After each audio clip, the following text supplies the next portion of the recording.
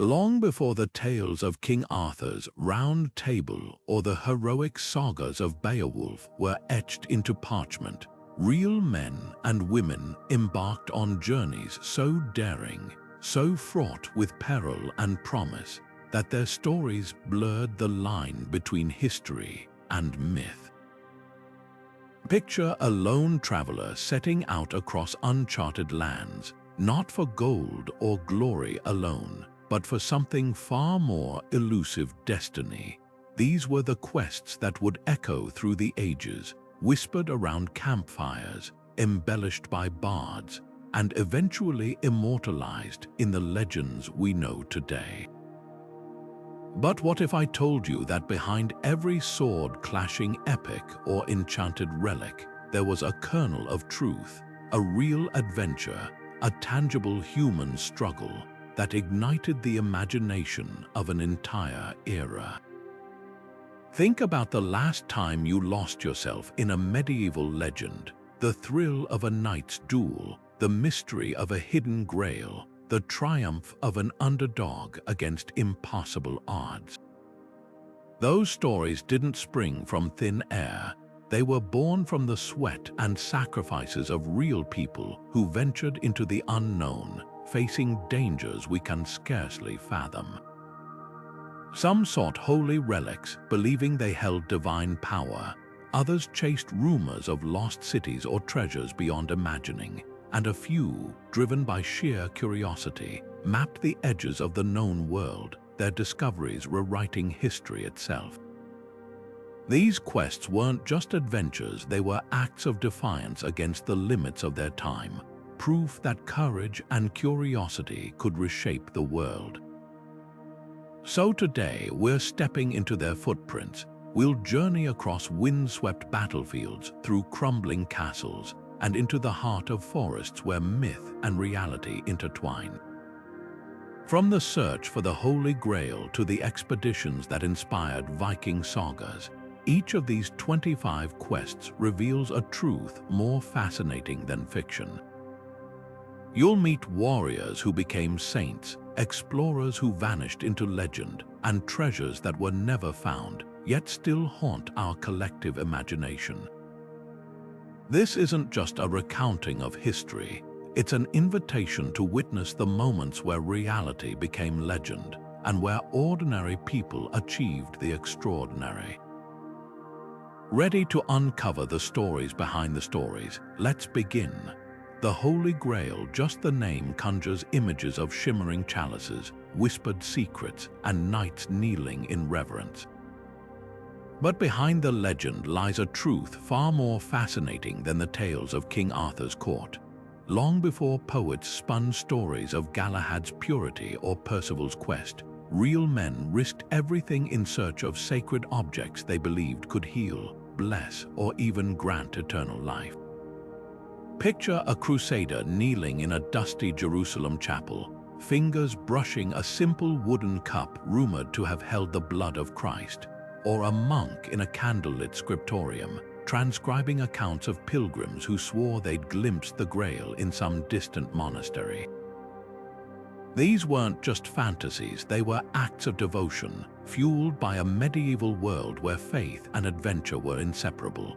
What's remarkable is how these real searches mirrored the Arthurian legends. Knights like Godfrey of Bouillon didn't just fight for land, they sought relics with the same fervor as Lancelot or Gawain. Monasteries across Europe claimed to possess fragments of the true cross, the Holy Lance, or even the Grail itself, drawing pilgrims and warriors alike. And just like in the stories, these quests were never straightforward. A merchant might swear he'd seen the Grail in Constantinople, only for the trail to vanish into rumor. A knight would spend years chasing whispers, only to find a simple cup, no gold, no glow, but still revered as holy. The line between fact and fiction blurred so completely that even historians struggle to untangle it. So was the Grail ever found? That depends on who you ask. Some say it rests beneath Rosslyn Chapel in Scotland, hidden by Templars. others believe it was spirited away to Valencia or even Glastonbury. But perhaps the real magic isn't in the object itself. It's in the unshakable belief that drove generations to seek it. That same belief echoes in our love for these legends today, proof that some quests aren't about finding something, but becoming something greater along the way. And speaking of quests that transformed seekers into legends, few relics ignited more journeys than the next one on our list. For centuries, maps of the medieval world held a tantalizing blank space marked only by the words, "Here lies the kingdom of Prester John." Imagine the hope that name stirred in the hearts of knights and scholars alike, a Christian king, richer than any emperor, ruling a land of miracles somewhere beyond the known world. His legend began with a letter, supposedly written by Prester John himself, that spread like wildfire across Europe in the 12th century. It described a realm where pepper grew like weeds, where fountains granted eternal youth, and where unicorns roamed beside pious subjects. To a Europe battered by crusades and plagues, this wasn't just a fairy tale, it was a lifeline, proof that Christendom's glory extended farther than anyone dreamed. What followed was one of history's most curious quests. Kings sent envoys eastward, armed with gifts and Bibles, convinced they'd find an ally against their enemies. Missionaries like William of Rubruck pressed deep into Mongolia, questioning every trader about the Christian king beyond the mountains. Even Marco Polo's famous travels were shadowed by the search. He recorded rumors of a Nestorian Christian ruler in Central Asia, though the reality fell far short of the legend. These weren't just wanderers, they were believers chasing a vision that blurred the lines between faith and geography. The fascinating twist: while Prester John's kingdom was pure myth, the search for it reshaped the real world. Expeditions meant to find his court instead mapped the Silk Road, connected distant cultures, and brought back knowledge that shattered old superstitions.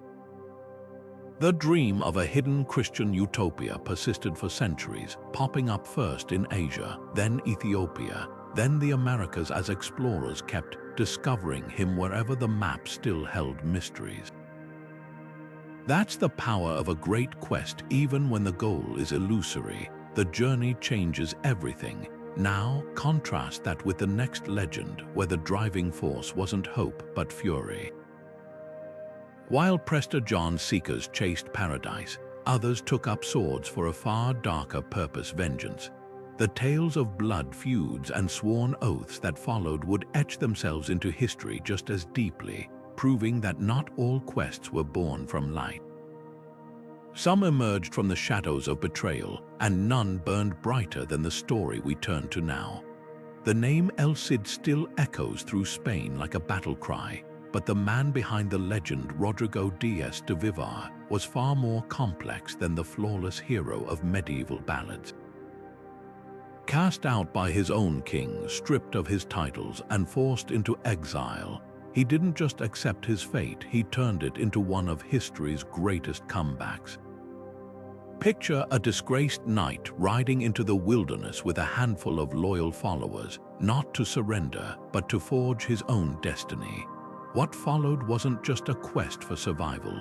It was a masterclass in medieval realpolitik, where alliances shifted like desert sands and loyalty was as rare as a steady throne.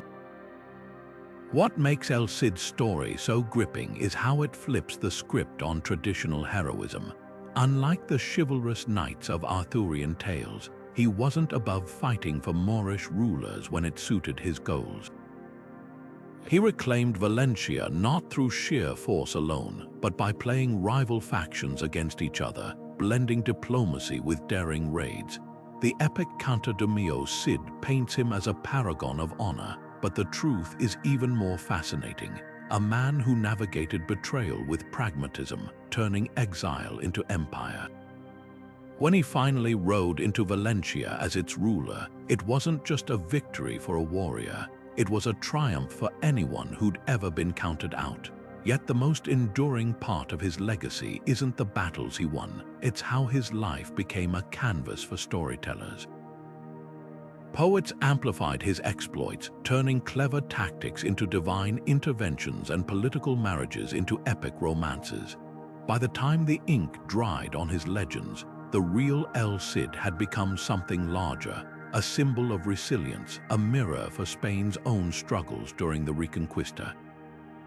His corpse strapped to a horse to lead one final charge against the Moors might be fiction, but the fear it struck into enemies, that was very real. And just as El Cid's quest blurred the lines between history and myth, so too did the next relic on our list, an object so powerful, kings and conquerors swore it could shift the tides of war. While El Cid fought for a city, others searched for something far older. A spear said to have pierced the side of Christ himself, rumored to grant invincibility to whoever wielded it.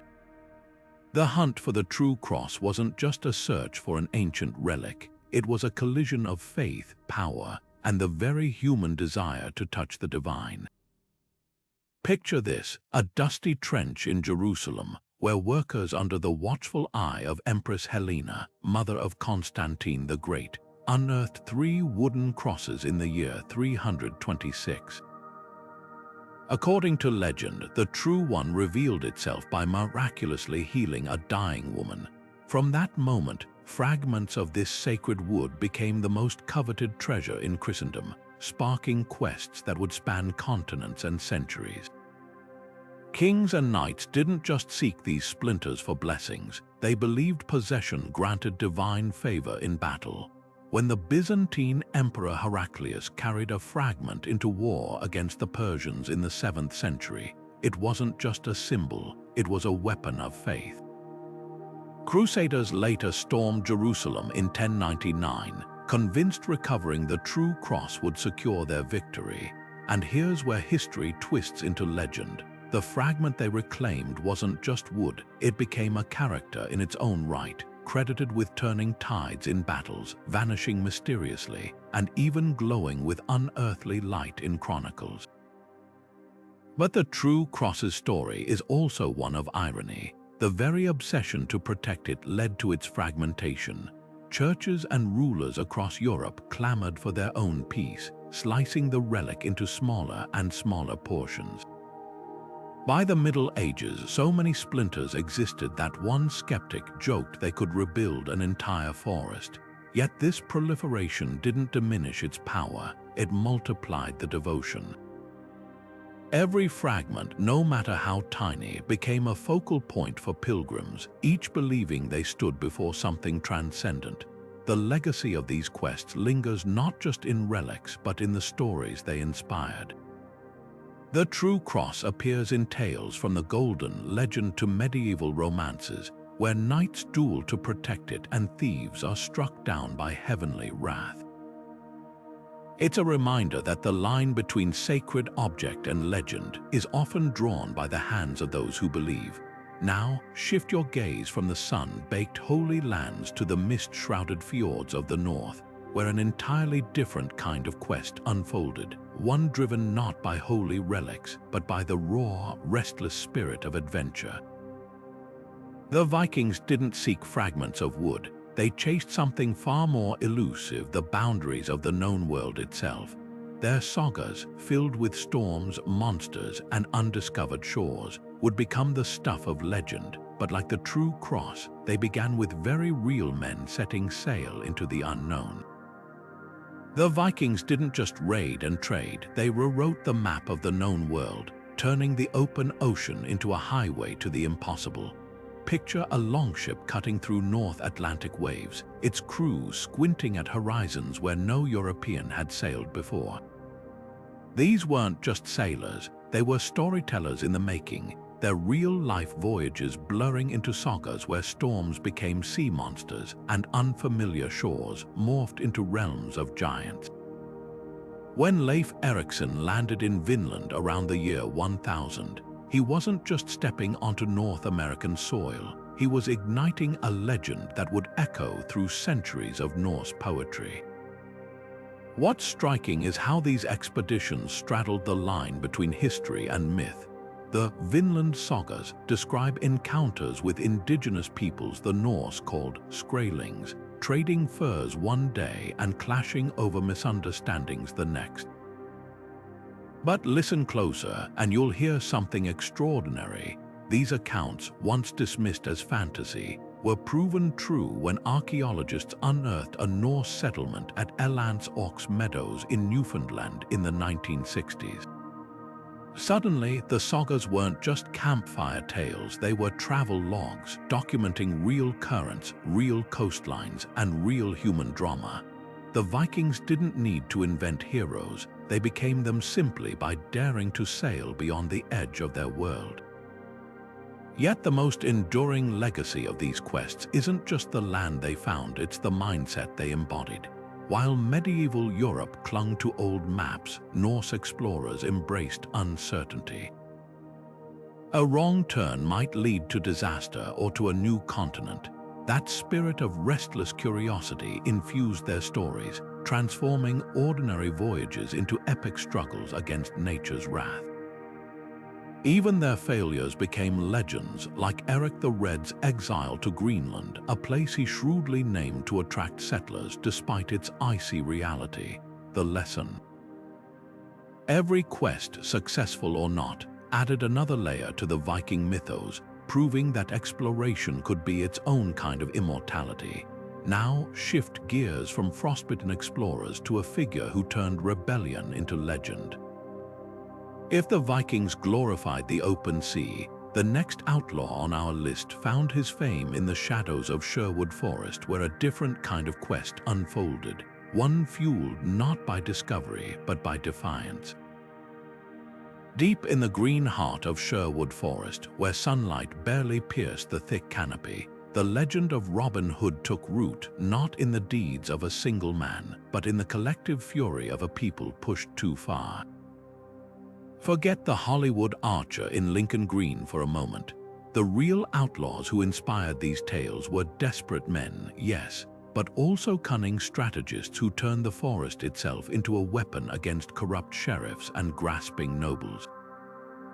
Historical records from the 13th century mention bands like the Fallvilles and Cottrells, ruthless gangs who ambushed tax collectors and mocked authority. Yet somehow, in the public imagination, their brutality softened into something noble. That's the alchemy of legend, turning leaden reality into golden myth. What's fascinating is how Robin Hood's story evolved to mirror society's deepest yearnings. Early ballads painted him as a common yeoman, not a wronged nobleman, a deliberate thumb in the eye to a feudal system that treated peasants as property. When he robbed greedy abbots or outwitted the Sheriff of Nottingham, it wasn't just entertainment, it was wish fulfillment for audiences drowning in taxes and tithes. Even the famous "steal from the rich, give to the poor" mantra was a later addition, reflecting the growing gap between England's wealthy landowners and starving peasantry during the 14th century. The legend wasn't static, it breathed, growing new layers with each generation's grievances. But here's the twist: while Robin Hood may be fiction, the rebellions that fueled his myth were shockingly real. The Peasants' Revolt of 1381 saw thousands marching on London, demanding an end to serfdom, a cry for justice straight out of Sherwood. Men like Wat Tyler and John Ball became real-life Robins, if only briefly, before the establishment crushed them. That tension between hope and suppression is what kept the legend alive. Every time a new tyrant rose, so did fresh Robin Hood ballads, proof that some quests aren't about loot or glory, but the stubborn belief that fairness can triumph. Now trade the rustling leaves of Sherwood for the misty peaks of the Alps, where an entirely different kind of legend lurked. If Robin Hood represented the people's defiance, the next creature on our list became a symbol of nature's untamable fury, a beast so feared it launched actual expeditions to hunt it down. The quest for the Lindworm wasn't just about slaying a monster, It was medieval Europe's battle to conquer the unknown. The dragon slayers of medieval Europe didn't just battle mythical beasts, they waged war against the very idea of chaos itself. Take St. George, whose legendary duel with a dragon likely grew from older tales of soldiers confronting very real predators. In the marshes and forests of the early Middle Ages, wolves, giant snakes, and even escaped crocodiles brought back as curiosities from crusades could easily morph into dragons in the terrified imaginations of villagers. But here's the twist: these stories weren't just exaggerations. They were moral blueprints shaping how societies understood heroism. When a knight like George supposedly saved a town by slaying a beast, the real message was about confronting fear, whether that fear took the form of a literal monster or the more insidious threats of famine, plague, or invasion. The physical evidence of these quests still lingers in surprising places. Churches across Europe display what they claim are dragon bones, often fossilized remains of whales or dinosaurs proudly mounted as proof of divine victory. In the town of Klagenfurt, Austria, a 16th-century monument even features a dragon skull later identified as a woolly rhinoceros from the Ice Age. These relics weren't hoaxes to medieval people. They were tangible proof that evil could be conquered, blurring the line between zoology and theology.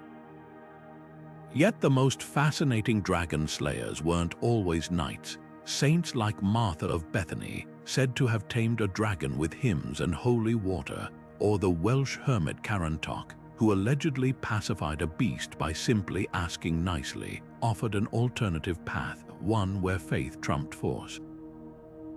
Their stories reveal a deeper tension in medieval culture. Was the dragon a foe to be vanquished or a symbol of inner demons to be mastered? Now, trade the fire-breathing serpents for a glittering mirage that lured explorers to their doom. If dragons represented moral trials, the next quest on our list promised earthly rewards beyond imagining, a city where even the streets were paved with gold. The hunt for El Dorado wasn't just about wealth, it was a fever dream that reshaped continents. The shimmering dream of El Dorado didn't begin with Spanish conquistadors hacking through jungles. It was born centuries earlier, in the whispered legends of medieval travelers who spun tales of distant kings so rich they dusted their bodies in gold. Picture a Muisca chieftain in the Andes, standing at the center of a sacred lake as offerings of emeralds and golden figurines sank into its depths. This ritual, witnessed by early European explorers and exaggerated with each retelling, became the seed of a myth that would drive men to madness. By the time these stories reached medieval Europe, they'd transformed into something grander. A city where gold was as common as cobblestones, hidden somewhere beyond the edge of the known world. What's striking is how these rumors mirrored older European obsessions. Long before Columbus set sail, medieval alchemists sought the philosopher's stone, while kings like Prester John were said to reign over rivers of gems. El Dorado became the New World's answer to these fantasies. A tangible paradise that could be claimed if only one had the courage to seek it. Expeditions launched not just from Spain, but from Germany and England, each convinced they'd find the Golden City in Guyana, Peru, or some mist-shrouded valley. The irony, many of these adventurers passed right over real civilizations like the Inca, whose actual wealth dwarfed their imaginations because they were too fixated on a mirage. Yet the legend's true power lay in its adaptability. When one explorer returned empty-handed, the story simply shifted. El Dorado wasn't in the mountains after all, but deeper in the jungle or perhaps on an island. This wasn't just greed, it was the medieval mindset colliding with a vast, unknown continent. Maps filled with illustrations of golden kings and fantastical beasts, not because cartographers believed them, but because the unknown had to be filled with something. El Dorado became a placeholder for all the mysteries the age couldn't yet explain. Now trade gold for something even more coveted: knowledge. If El Dorado represented material hunger, the next quest was fueled by an insatiable thirst for wisdom. Sacred texts like the Lost Gospel of Thomas or the elusive Book of Thoth weren't just relics. They were believed to hold secrets that could unravel the universe itself. The Ark of the Covenant wasn't just a relic, it was a divine mystery wrapped in gold and cloaked in fire. Medieval Europe buzzed with rumors of its whereabouts, each more tantalizing than the last. Some swore it rested in the heart of Ethiopia, guarded by monks who claimed descent from King Solomon himself. Others whispered it lay hidden beneath the ruins of Jerusalem's Temple Mount, sealed away by angels until the end of days. And then there were the boldest claims of all, that Crusaders had smuggled it to Europe, where it lay in some forgotten chapel, waiting to unleash its power. These weren't just campfire tales, they were convictions strong enough to send knights and scholars on perilous journeys across continents. What's fascinating is how these quests mirrored the biblical ark's own journey. Just as the Israelites carried it into battle, medieval seekers believed its presence could turn the tide of war. When Baldwin II, king of Jerusalem, allegedly sent a fragment of the ark's wood to Europe in the 12th century, it wasn't just a gift, it was a political weapon, a tangible link to divine favor. Churches vied to display even the smallest relic associated with it, knowing pilgrims would flock to witness such holiness. The Knights Templar, already shrouded in secrecy, were rumored to have searched for it during their excavations beneath Solomon's temple, fueling theories that they'd found not just gold, but something far more potent. Yet the Ark's legend wasn't just about power, it was about paradox. The same divine presence that could topple walls also struck down those who dared touch it without reverence. Medieval chronicles wove this tension into their stories, turning the Ark into a metaphor for the peril of seeking holy secrets unprepared. In the Quest del Saint Graal, Galahad's purity alone allows him to approach sacred objects unharmed, a clear echo of the Ark's warnings. The message was clear: true quests weren't just about finding, they were about becoming worthy. Now, imagine a knight who didn't just chase legends but became one. The next figure on our list didn't search for the Ark. He embodied its spirit of divine mission, transforming a bloody crusade into a saga that would outlive him by centuries. The story of Godfrey of Bouillon isn't just about conquest. It's about how a man's deeds can ignite a legend far grander than the truth.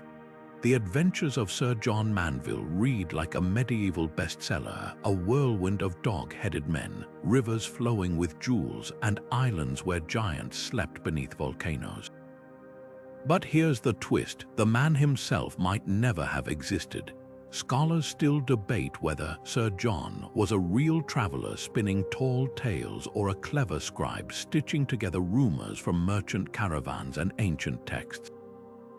What's undeniable is how his 14th century book, The Travels of Sir John Manville, became a sensation, passed from castle libraries to smoky taverns, shaping Europe's vision of the world beyond Christendom.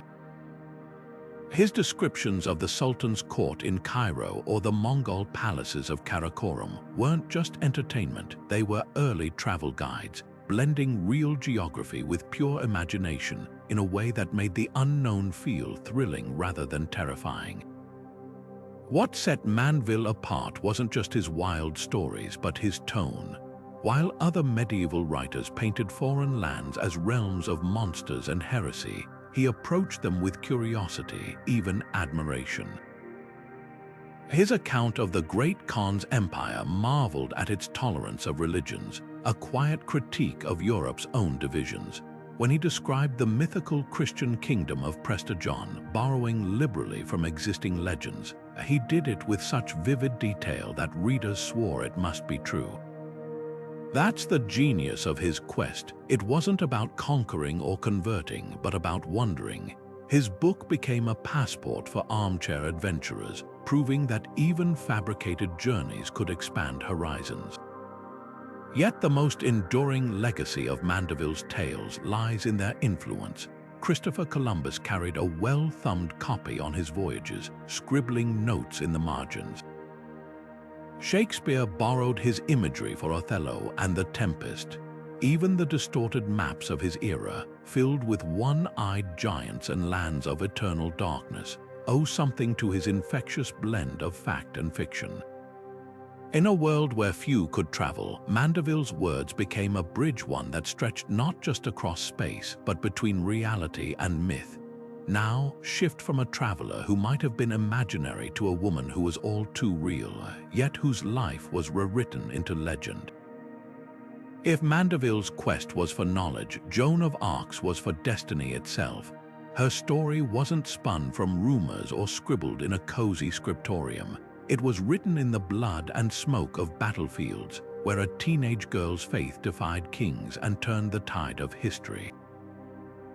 The Queen of Sheba wasn't just a ruler, she was an enigma wrapped in incense and gold, a figure who slipped between the cracks of history and legend with effortless grace.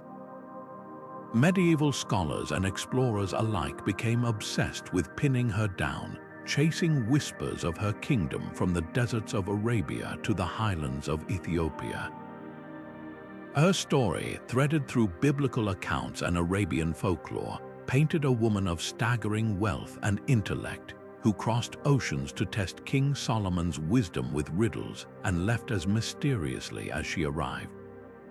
But what fascinated the medieval world wasn't just her brilliance, it was the tantalizing possibility that her kingdom, with its rumored rivers of spices and towers of ivory, might still exist somewhere, waiting to be rediscovered.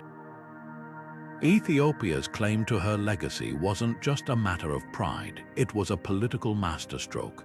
By the 14th century, Ethiopian emperors traced their lineage directly to Menelik, the supposed son of Sheba and Solomon, wielding this connection like a divine mandate. European travelers, hearing these claims during pilgrimages to Lalibella's rock-hewn churches, returned with wild tales of a Christian kingdom guarding the Ark of the Covenant, another thread tying Sheba's myth to tangible power.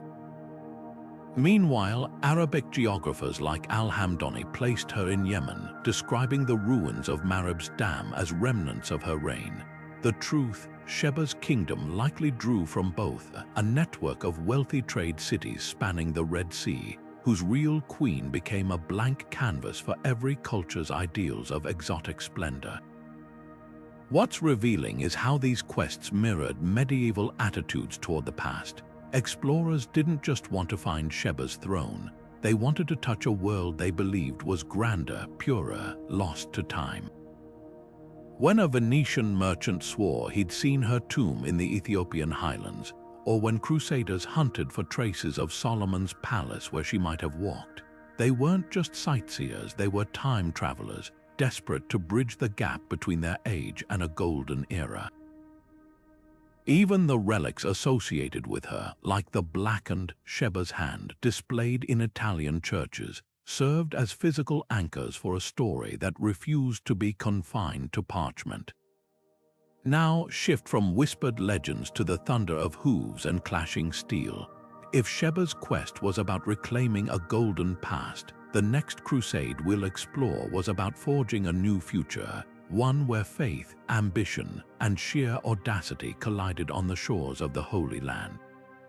The Children's Crusade stands as one of the most haunting and misunderstood quests of the medieval world, a movement where faith collided with heartbreaking naivety. In the summer of 1212, a French shepherd boy named Stephen claimed to have received a divine vision.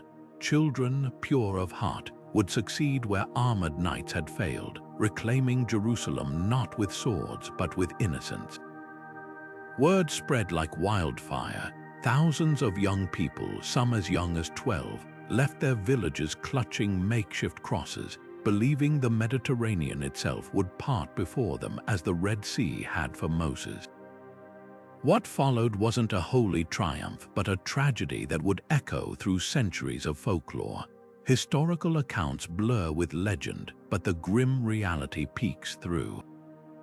Some chronicles describe bands of children perishing from hunger or drowning in storms. Others tell of unscrupulous merchants selling them into slavery instead of transporting them to the Holy Land. Yet the most enduring version, the one that seeped into poetry and song, was of a crusade doomed by its own idealism. Medieval writers transformed these children into symbols, their failure proof of a world too corrupt for purity to prevail. The irony, the real children's crusade likely never reached Jerusalem, but its myth took on a life of its own, becoming a cautionary tale about the dangers of blind zeal. What's striking is how later generations reshaped the story to fit their fears. Romantic poets painted the children as martyrs, their voices rising in celestial choirs. Moralists used them as warnings against reckless devotion. Even the name is a misnomer. Many participants were teenagers or young adults, but the image of helpless children lent the tale its emotional power. This wasn't just history, it was a mirror held up to society's anxieties about youth, faith, and manipulation.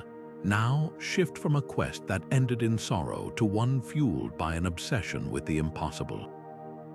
If the children's crusade was a tragedy of misplaced faith, the hunt for the Philosopher's Stone was a gamble against nature itself, an alchemist's dream of turning lead into gold and cheating death. The legend of the sword in the stone isn't just a fairy tale. It's a window into the medieval mind where power and divinity were inseparable. Long before Arthur supposedly pulled Excalibur from its rocky cradle, real swords were being thrust into altars, blessed by bishops, and treated as sacred objects. Take the Lombard king Agilulf's coronation in the 6th century, where his blade was laid upon the altar of Saint John the Baptist, transforming a weapon of war into a symbol of divine approval. Or Charlemagne's Joyeuse, said to have contained the spear tip that pierced Christ's side, merging martial might with holy relic. These weren't just ceremonies, they were carefully staged dramas, proving that a ruler's right to lead came not just from bloodline but from something deeper, a sense of cosmic destiny. What makes these rituals so fascinating is how they blurred the line between politics and myth. When a sword was embedded in stone, or more accurately, in an anvil atop a stone, as some early Arthurian texts describe, it wasn't just a test of strength. It was a test of worthiness, a medieval spin on the idea that true leaders are chosen by forces greater than themselves. Historical records hint at similar traditions among the Celts, where swords were plunged into sacred waters or votive pits as offerings to the gods.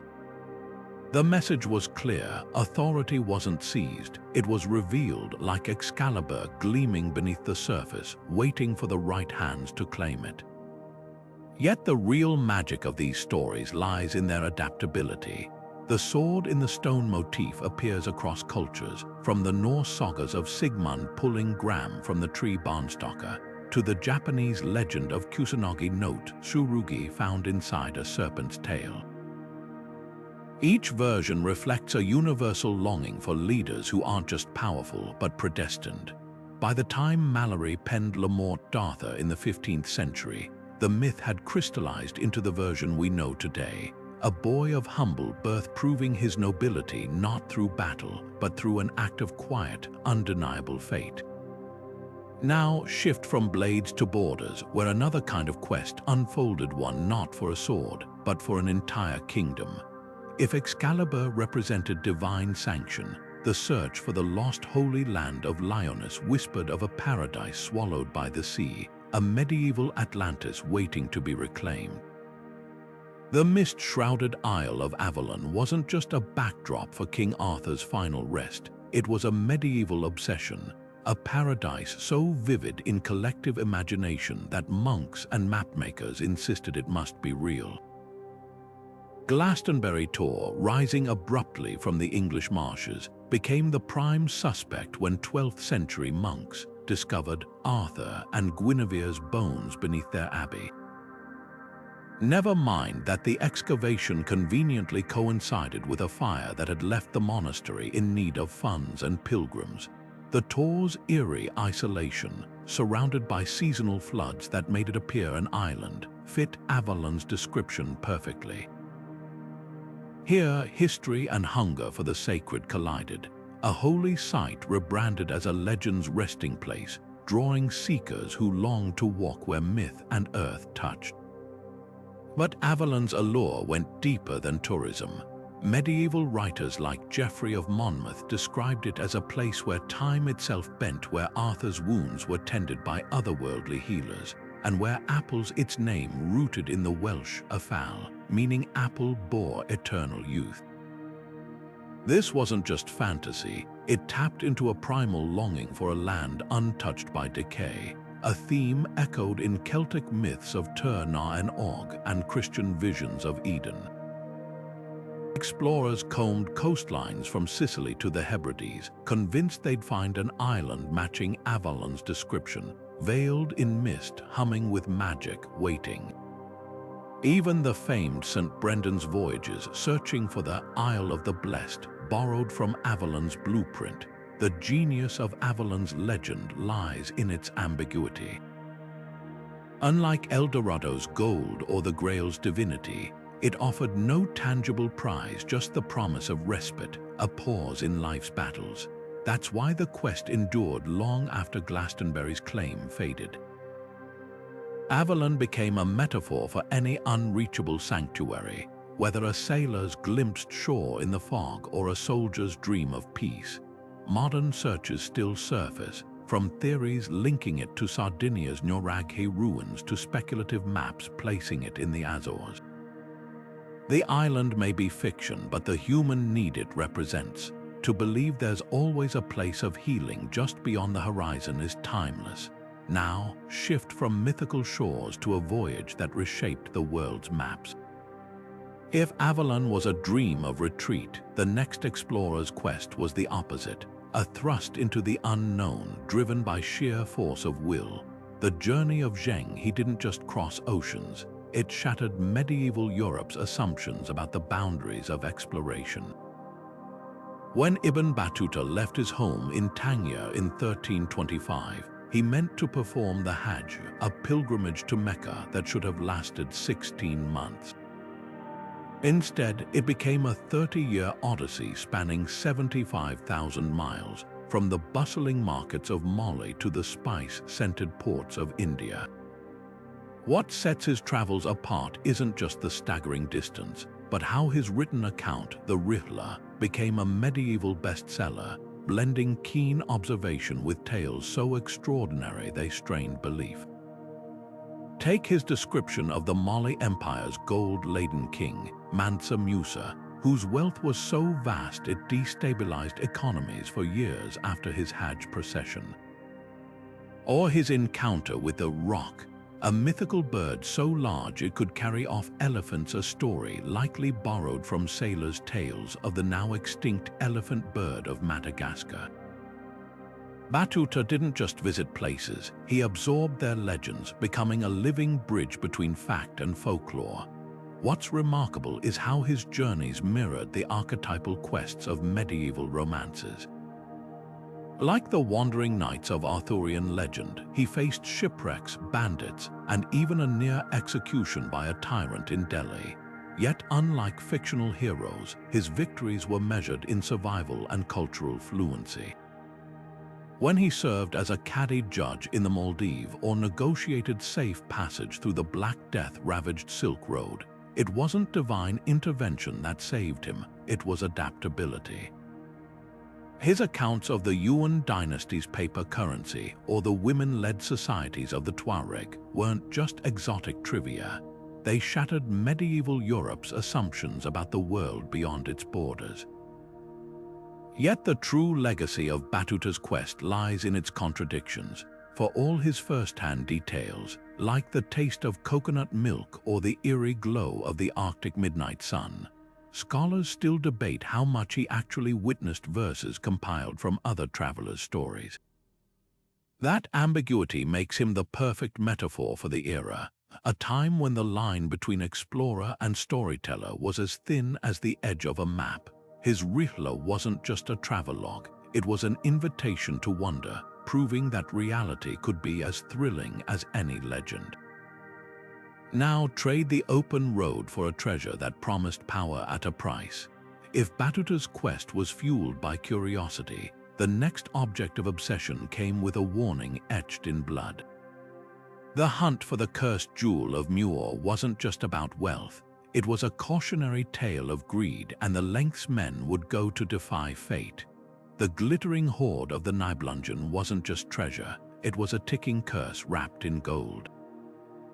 Long before Wagner's operas immortalized its legend, real-life Germanic burial mounds brimming with ancient riches sparked whispers of divine wrath. Picture a 6th century warrior burying his plundered loot, only for storms to ravage his village days later. Coincidence? To medieval minds, it was proof. Some wealth came with strings attached, woven by gods or fate itself. The Nibelungenlied, penned around 1200, took these superstitions and spun them into epic poetry, where Siegfried's murder and Kriemhild's vengeance all traced back to that fatal gold. But here's the twist. The story wasn't just fantasy. Archaeologists have unearthed hoards like the one at Pietrosa, Romania, stacked with Gothic artifacts that match descriptions of the Nibelungen treasure. These real caches, often hidden during invasions, became ghost stories in the retelling, their original owners erased by time but their legacies warped into warnings. What makes this quest so haunting is how it mirrors history's darker chapters. Attila the Hun's sudden death after sacking Rome, medieval chroniclers blamed it on cursed loot from the Burgundians. The Merovingian kings buried with staggering riches, their graves were said to be guarded by spirits. The lesson was clear: wealth torn from the earth or from others carried invisible debts. Even the Nibelungenlied doesn't let its characters win. Siegfried's strength can't save him. Kriemhild's revenge destroys her. The gold, when finally dumped into the Rhine, drags everyone down with it. This wasn't just storytelling. It was a moral code for an age where plunder and power plays shaped kingdoms. Now, shift from cursed gold to a different kind of treasure, one that promised not ruin but redemption. If the Nibelungen hoard symbolized greed's cost, the search for St. Brendan's Isle was fueled by faith's purest hunger. Medieval sailors whispered of an island paradise where the 6th century monk Brendan had landed after crossing the Atlantic, finding a land where time stood still and angels walked among crystal towers.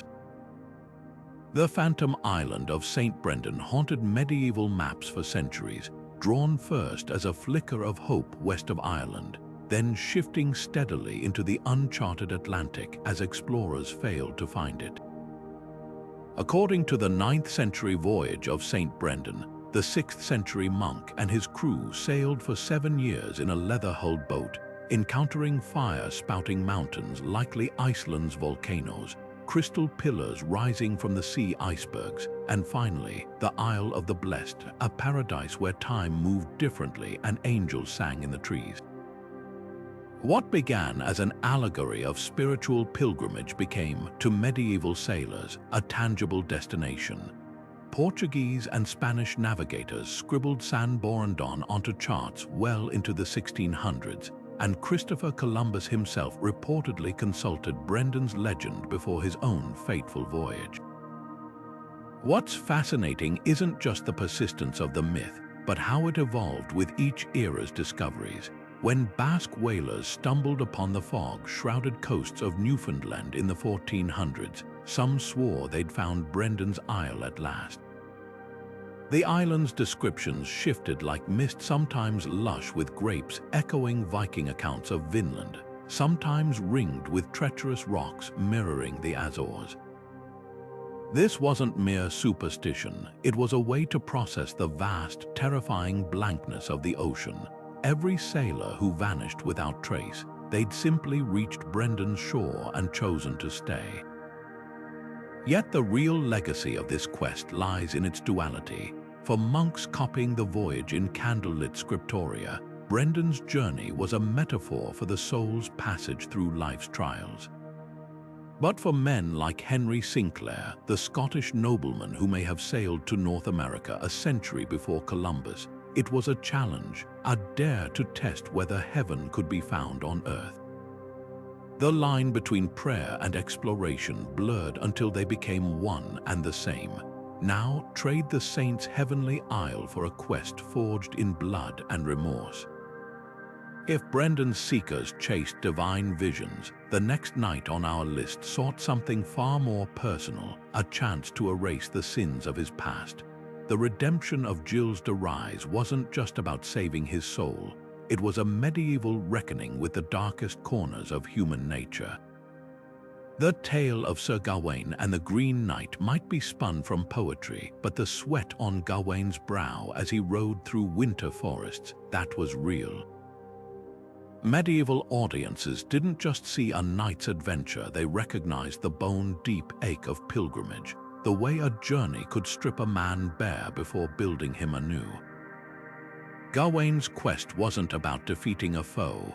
It was about facing his own flaws under the weight of a seemingly impossible bargain. And here's the fascinating parallel. Real medieval pilgrims often carried similar burdens. Whether trekking to Canterbury or Jerusalem, they weren't just collecting holy stamps in their passports. They were proving their endurance, their faith, their willingness to be tested. The blisters, the bandits, the nights spent sleeping in ditches, these weren't inconveniences, they were the point. Consider the Green Knight's challenge, a bizarre beheading game where honor mattered more than survival. That mirrored real chivalric ordeals, like the Vigil Knight's knights spent armored in chapels before their dubbing, or the ritual baths pilgrims took before entering sacred sites. The physical journey was just the shell, the real quest happened inside. When Gawain flinched at the axe's descent, when he secretly kept that green girdle to save his skin, those weren't just plot twists. They were medieval morality plays acted out in mud and mist. The poem's genius lies in making us wonder, would we have done any better? Now, trade Gawain's snowy forests for a different kind of wilderness, one where the test wasn't honor but sheer survival. If the Green Knight was a metaphor, the next creature on our list was very real to those who feared it. The quest for the Lindworm, a serpentine monster whispered to lurk in northern Europe's lakes and caves, wasn't just about slaying a beast. It was about confronting the untamed wildness both outside and within. Villagers who swapped stories of its glowing eyes and coils thick as tree trunks weren't inventing fantasy. They were giving shape to very real terrors, famine, disease, the unknown lurking beyond the firelight's edge. When a knight or local hero claimed to have slain one, they weren't just earning bragging rights. They were restoring order to a world that felt perpetually on the brink of chaos. What makes the Lindworm legend so enduring is their gritty realism. Unlike dragons that breathed fire or spoke in riddles, these creatures were often described as oversized, ravenous predators, more like escaped crocodiles, thanks to touring menageries or misidentified giant eels. The heroes who fought them weren't always nobles in shining armor either. Take the Orkney Islands tale of Asipatl, a lowly kitchen boy who defeated the monstrous Mester Storeworm not with a sword, but by tricking it into swallowing burning peat. These stories resonated because they acknowledged a truth. Sometimes courage looked less like grand gestures and more like cleverness in the face of overwhelming odds. Yet the Lindworm's legacy isn't just in the battles it inspired, but in the landscapes it guarded. Certain lakes or groves became forbidden zones, not because monsters lived there, but because the stories kept people away from genuinely dangerous terrain, quicksands, whirlpools, or the territories of rival clans. The quest to defeat these beasts was in its own way a quest to map the boundaries of the safe and the sane. And that's where our next adventure begins, not with a monster, but with a whisper. Because if the Lindworm represented fear of the wild, the lost kingdom of Lyonesse promised something far more seductive, a paradise swallowed by the sea, waiting just beyond reach. The hunt for unicorns wasn't just a medieval fantasy. It was a pursuit that emptied royal treasuries and sent explorers scrambling from the forests of Europe to the mountains of Asia. Kings and popes paid fortunes for what they believed were unicorn horns, often narwhal tusks smuggled from the Arctic, convinced these spiraled wonders could detect poison or cure ailments. In reality, the alicorn, as the horn was called, became one of history's most lucrative scams, a testament to how desperately people wanted to believe in the impossible. The irony, the very creatures they sought were likely inspired by garbled traveler accounts, perhaps sightings of oryx antelopes in profile or the elusive Indian rhinoceros, distorted through layers of storytelling until they became something wholly magical. Artists and theologians alike became obsessed with the unicorn's symbolism. Tapestries like the Hunt of the Unicorn wove elaborate allegories, showing the beast as Christ-like, only tamed by the purity of a virgin maiden. This wasn't just decoration, it was propaganda. Nobles who displayed unicorn imagery were making a statement. Their courts were realms of virtue and divine favor, where even the rarest creatures bowed to their grace. The horn itself, often mounted in churches or ground into medicinal powders, became a relic of a world where nature still held miracles. Yet the unicorn's legacy isn't just about deception or art. It reveals how medieval Europe grappled with the unknown. When explorers like Marco Polo returned with claims of spotting unicorns in Java, likely misidentifying rhinoceroses, their reports were met with skepticism and awe in equal measure. The unicorn straddled the line between zoology and myth, a creature that could exist just beyond the next horizon if only one looked hard enough. That tension between what was real and what was longed for kept the quest alive long after science dismissed it. Now shift from mythical beasts to a kingdom that vanished beneath the waves. If the unicorn represented the allure of the undiscovered, the lost land of Lyonesse whispered of a paradise swallowed by the sea, a realm so rich and fertile its bells could still be heard ringing beneath the tides. Off the misty western coast of Ireland, maps once marked an island that wasn't supposed to exist, High Brasil, a spectral kingdom wrapped in fog and folklore. Unlike other phantom lands, this one had rules. It would materialize only once every 7 years, shimmering just beyond reach before vanishing again. Cartographers drew it as a perfect circle split by a river, a detail so specific that sailors swore they'd glimpsed its shadowy cliffs through the Har. The name itself, Brasil, from the Gaelic Uí Bresail, meaning clan of the mighty, hinted at something older than the medieval obsession with it, a Celtic otherworld, a Tur Na and Og for the Christian age. What's fascinating isn't just the legend, but how fiercely people pursued it. In 1480, explorer John J.J.R. set sail from Bristol with a crew of 60, convinced he'd find high Brasils, black rabbits and silver-robed magicians. He returned empty-handed, but the dream persisted. 2 centuries later, Scottish sea captain Alexander Johnson claimed to have anchored there, describing an island of crimson sands and humming stones, only for his logs to be dismissed as delirium. Even the notorious pirate Thomas Pynchon allegedly hunted for it, lured by rumors that its inhabitants traded in gold heavier than earthly metal. These weren't just fool's errands, they were acts of defiance against a world that felt increasingly mapped and tamed. High Brasil's true power lay in its elusiveness. When navigational tools improved and the island failed to appear where charts promised, the story didn't die, it evolved. Some said it had sunk like Atlantis. Others whispered it still drifted between realms, visible only to those pure of heart. The real magic, this phantom land left tangible marks. Brazil's name, borrowed from the island by hopeful explorers, is its accidental legacy.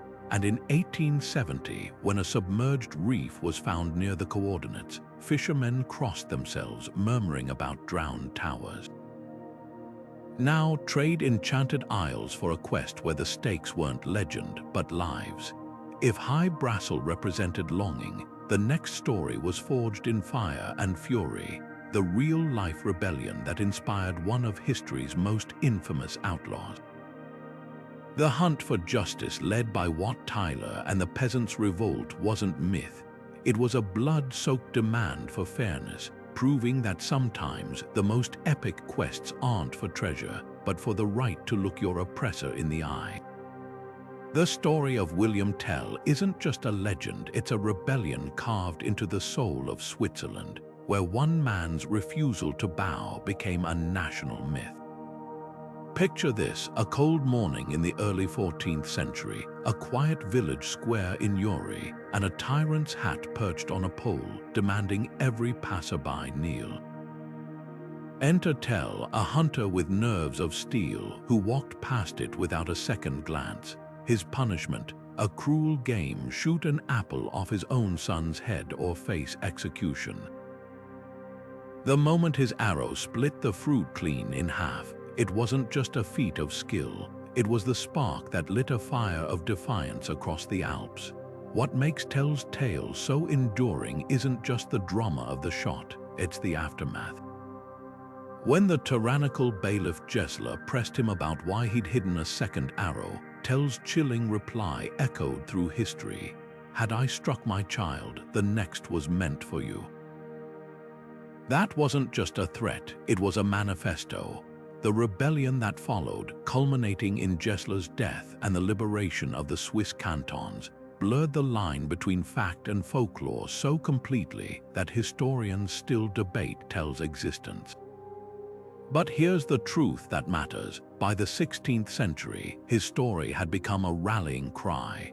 Swiss soldiers carried Tell's image into battle during their wars of independence, and playwrights like Friedrich Schiller turned him into a universal symbol of resistance against oppression. Yet the real magic of Tell's legend lies in its simplicity. Unlike kings or saints, he wasn't born powerful, just principled. His weapon wasn't a relic or a divine gift, but a crossbow any peasant might own. That relatability made his quest timeless, proof that courage wasn't the monopoly of knights in shining armor. Even the apple shot, often dismissed as fiction, finds eerie parallels in Norse sagas and Persian folklore, suggesting a deeper human truth. Sometimes the greatest acts of defiance are quiet, precise, and utterly personal. Now shift from the forests of Switzerland to the sun-scorched deserts of the Holy Land, where a different kind of hero emerged, one whose quest wasn't for freedom, but for divine purpose. If Tell's defiance was a hammer against tyranny, the next warrior's journey was a sword thrust into the heart of history itself. Richard the Lionheart's crusade wasn't just a military campaign, it was a collision of ambition, faith, and storytelling so potent it reshaped an entire era's imagination. When he set sail for the Holy Land in 1190, he wasn't merely a king leading an army. He was a living legend in the making, his reputation preceding him like a banner unfurling across the Mediterranean. Chroniclers of the time painted his exploits in strokes so vivid they blurred fact and fiction. His duel with the Saracen horseman at Arsuf, where he allegedly split his opponent's helmet in two with a single blow. His fevered negotiations with Saladin, where respect between enemies flirted with the edges of myth. Even his failures, like the grueling march on Jerusalem that ended in retreat, were spun into tales of endurance. But here's what often gets overlooked: Richard's real legacy wasn't just in the battles he fought, but in the stories they birthed. Long before Shakespeare penned his lines, minstrels were already singing of the Lionheart's mercy toward prisoners, his cunning escapes, and his unshakable devotion to the Christian cause. These weren't just songs, they were propaganda, shaping how future generations would remember the Crusades. What's fascinating is how Richard's quest mirrored the archetypal hero's journey. Like Arthur pulling Excalibur or Beowulf facing Grendel, his narrative had all the hallmarks of epic poetry: a noble king answering a sacred call, trials that tested his mettle, and a return home fraught with betrayal. The difference: Richard's story was real, or real enough to inspire genuine awe. When he stood on the ramparts of Acre, gazing at the distant spires of Jerusalem, he wasn't just a strategist calculating supply lines. He was a man straddling the line between history and destiny. That tension between the mortal ruler and the immortal legend is why his name still echoes today. Even his captivity on the way home, ransomed by an Austrian duke, became fodder for troubadours who spun it as a test of his character, proof that even kings could suffer for their faith. Now shift from the dust of battlefields to a quest far more elusive, one that promised not victory but eternal youth. While Richard's crusade was etched in blood and parchment, another legend whispered of a fountain hidden deep in the forests of the East, its waters said to turn back time itself. The search for the Fountain of Youth wasn't just a medieval fantasy. It was a pursuit that lured explorers from the courts of Europe to the jungles of the New World, each convinced they'd find the secret to life everlasting. The legend of the Fountain of Youth didn't begin with Spanish conquistadors scouring the New World. It bubbled up from much older, darker fears. Medieval maps whispered of its location in the east, somewhere beyond the lands of Prester John, where a spring supposedly restored gray hair to black and withered limbs to vigor.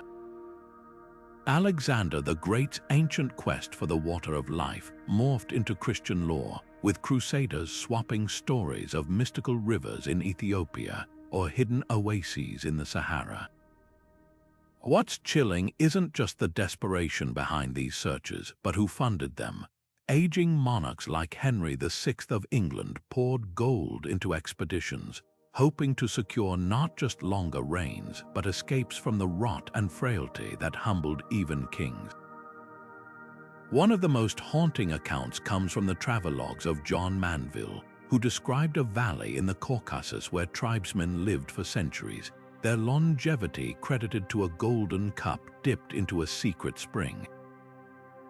Never mind that Manville likely never left Europe, his tale spread like wildfire because it tapped into a universal dread. Medieval medicine offered little against decay, life expectancy hovered around 35, and plagues could erase entire villages overnight. In that context, the fountain wasn't just a fantasy, it was a prayer given physical form. Even the alchemist's quest for the elixir of life was just a scientific spin on the same yearning. The irony: some seekers may have stumbled upon real longevity secrets without realizing it. Baltic amber traders returning from the east spoke of Siberian shamans who drank from mineral-rich springs, their vitality mistaken for sorcery. Thermal baths in places like Aachen and Bath were already famed for healing properties, blurring the line between miracle and medicine. Yet the fountain's true power lay in its elusiveness. Like a mirage, it retreated with each generation, always just beyond the next horizon. Now, shift from waters that promised eternal life to a civilization that vanished overnight.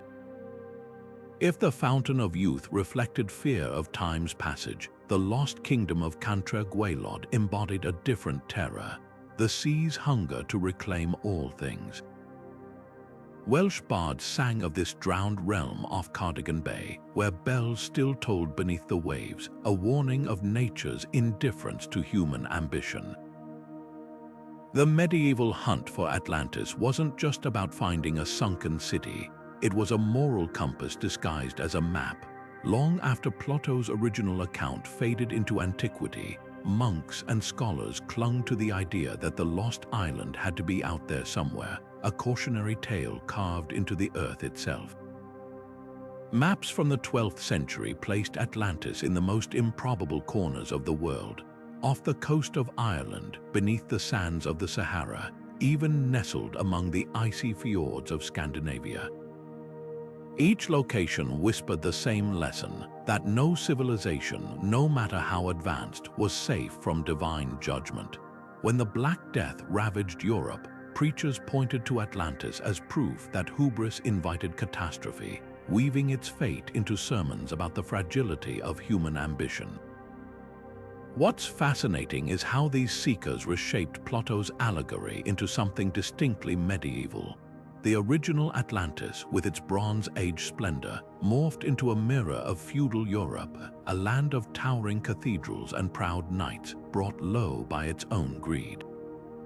Writers like Geoffrey of Monmouth borrowed Atlantis's motifs for their own tales of fallen kingdoms, blending it with Celtic myths of drowned cities like Wise.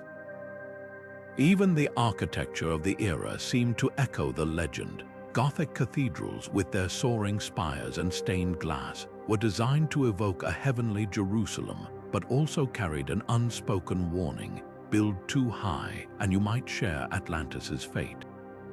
Yet the real legacy of this quest lies in its failures. Explorers who scoured coastlines for remnants of the lost city found only sea and stone, but their journals reveal something unexpected. Many returned convinced they discovered something even more valuable, not ruins, but humility. The Franciscan friar Otto of Freising wrote in 1158 that Atlantis's greatest treasure was its absence, a reminder that earthly glory was fleeting. In a world where kings and popes jostled for power, that lesson was more precious than gold. Now, as we close this journey through history's greatest quests, consider this. Every legend we've explored, from the Holy Grail to High Brassel, shared one thread. They weren't just about finding something lost, but about the transformative power of the search itself. Whether chasing relics or wrestling dragons, the medieval seekers who inspired these tales proved that the line between history and myth isn't a wall, but a bridge, one we're still crossing today, every time we dare to wonder what might lie just beyond the edge of the map. The fire-breathing dragon that doomed Beowulf wasn't just a monster from a poem. It was the embodiment of every Viking's deepest fear and greatest aspiration. Picture this: an aging king, his hair streaked with silver, strapping on his armor one last time to face a winged terror ravaging his kingdom. The scene from the epic feels larger than life, but dig deeper, and you'll find the bones of real Norse funeral rites and warrior codes.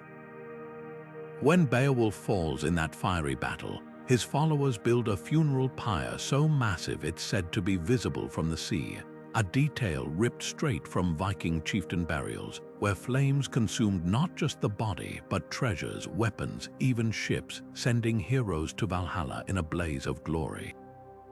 What makes Beowulf's last stand so powerful isn't just the dragon's defeat, but the unspoken contract between a leader and his people. In the poem, his loyal thane Wiglaf alone stays to fight beside him, mirroring the real-life Comitatus bond, a Viking warrior's oath to die defending his lord. Archaeology backs this up. Mass graves from Scandinavia show chieftains buried with their retinue, men who chose death over dishonor. Beowulf's insistence on facing the beast alone, despite his age, wasn't arrogance. It was the ultimate expression of the Norse ideal that a king's worth was measured by his willingness to stand between his people and destruction. Yet the poem's genius lies in its shadows. Unlike the clean victories of younger Beowulf slaying Grendel barehanded, swimming through monster-infested waters, the dragon fight is messy, desperate. His sword fails, his shield melts, Victory comes at the cost of his life, a far cry from the immortal fame he sought. This wasn't just poetic drama, it was a reflection of Viking fatalism, the understanding that even the greatest heroes are ground down by time. Runestones across Scandinavia echo this sentiment, memorializing fallen warriors with phrases like, "He died as he lived, fearless." The real twist, Beowulf's funeral pyre, that towering beacon of grief, might hold the key to the legend's origins. In 1874, archaeologists uncovered the Sutton Hoo Ship burial in England, a 7th century Norse-style grave filled with treasures, its hull scorched by ritual fires. The parallels are uncanny. A great leader laid to rest with gold and weapons, his people sending him off in flames. Was Beowulf inspired by a real king whose burial became legend? We'll never know for certain, but the poem's endurance, passed down through generations long before it was penned, proves some quests aren't just about glory. They're about the stories we leave behind, the sparks that outlast the fire. Now shift from funeral pyres to a different kind of flame, one that flickered not in mourning but in rebellion. If Beowulf's death symbolized the end of an era, the next legend we'll explore ignited a revolution. The fiery spirit of Hereward the Wake wasn't just a tale of resistance, it was a rallying cry for the oppressed, proving that even the mightiest conquerors could be defied. From holy relics to lost kingdoms, these 25 incredible quests prove that truth doesn't just inspire legend, it becomes legend. Each of these journeys, whether driven by faith, hunger for treasure, or sheer audacity, didn't just shape the medieval world, they rewrote the very fabric of storytelling itself. Think about it, the knights who scoured deserts for the Holy Grail, the explorers who braved uncharted oceans for Phantom Islands, the rebels who turned their defiance into ballads. They weren't just living their lives. They were writing the epics we still tell today, one daring choice at a time. What's remarkable isn't just how these stories blurred fact and fiction, but why they resonated so deeply. A Viking's voyage to Vinland or a disgraced knight's exile wasn't just action. It was a mirror held up to the fears and hopes of an entire era. When peasants whispered about Robin Hood or sailors swore they'd glimpsed High Brassel on the horizon, they weren't just escaping reality. They were challenging it, asking what might be possible if courage outmuscled the odds. That's the magic of these quests. They weren't confined to parchment. They spilled into the real world, guiding kings, inspiring revolts, and even redirecting the course of exploration. So as we close this chapter, here's the real takeaway. Every legend we've explored shares a heartbeat. Whether it's the Holy Lance hidden in some forgotten chapel or the bells of Lyoness ringing beneath the waves, these stories endure because they speak to something timeless. The human need to reach beyond what's known, to chase the extraordinary. And that's a quest that never truly ends. Which of these tales set your imagination ablaze? Drop your favorite in the comments below. And if you're hungry for more adventures where history and myth collide, hit that subscribe button. Until next time, keep your eyes on the horizon. Who knows what legends are waiting just out of sight?